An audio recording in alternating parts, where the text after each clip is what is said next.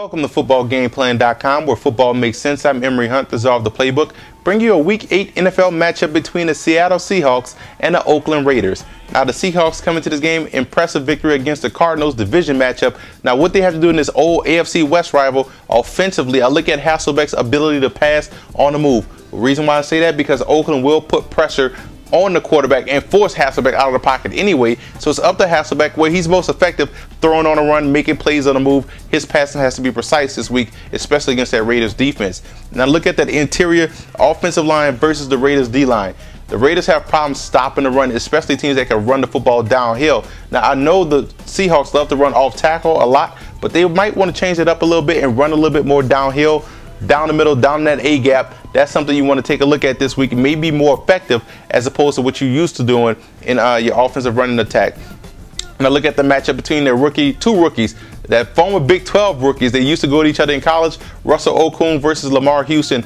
That's going to be a classic confrontation. Houston can get pressure on the QB. Okung looked impressive in his debut and looked impressive throughout the season when he's out there. So that's something that you're going to watch. That's a matchup that the Seahawks have to win. Keep the blind side of Matt Hasselbeck protected. He doesn't have that good feel for blind side pressure as most quarterbacks do. So it's up to Okung to win that matchup against Houston throughout the game. Now defensively, more man this week. If you play more man defense, you're gonna force Campbell to make accurate passes. And Campbell is a guy that wants to wait until the wide receiver is completely open to throw the football. He doesn't have the ability to throw the wide receiver open.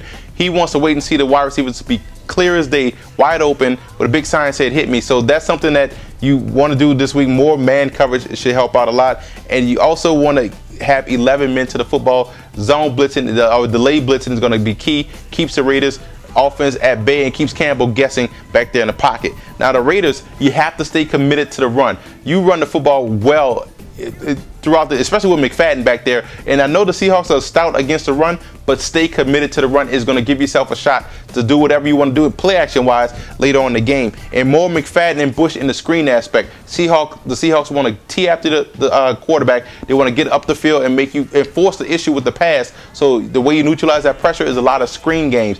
Bush and McFadden are guys that can catch the football out of the backfield. And defense, you want to stay after Hasselbeck. Hasselbeck is a guy, unlike any quarterback, doesn't like to be harassed in the pocket. So stay aggressive. Keep up that Raiders D, that hard-hitting, aggressive D, and you can have some success. And Asamoah versus Mike Williams. Big matchup, two tall guys. That's a physical matchup. If Asamoah can take away Williams, you're going to force Hasselbeck to make plays with Tate and Butler and company, and Carlson. So you want to take away the #1 target, Williams, big play wide receiver. And I look at McClain versus Hasselbeck. He's going to have to control the middle of that defense, and it's up to him to read Hasselbeck and keep flowing to where Hasselbeck is going, and he can make some plays in coverage, because I like McClain back there in defensive coverage, and you got to protect the hook curl zones of your defense. That's where they love to throw the football. That's where they mostly attack the Seahawks do. If you can protect the hook, the curl in the passing game, you effectively take away a lot of what the Seahawks want to do in that aspect. I'm going with Oakland in this game. Oakland can stay committed enough to the run. That way that play action is going to be effective. Playing at home, on the road, Seahawks usually struggle on the road. And I think the Raiders right now have the pass rush to get after the quarterback, to keep Hasselbeck on the move and keep him guessing back there and what he wants to do offensively. So I think the Raiders defense is going to prove to be stout this week, and the offense is going to do just enough to win a close 20-17 type football game. For more NFL previews, visit footballgameplan.com/NFL, or you can visit our YouTube channel at youtube.com/footballgameplan.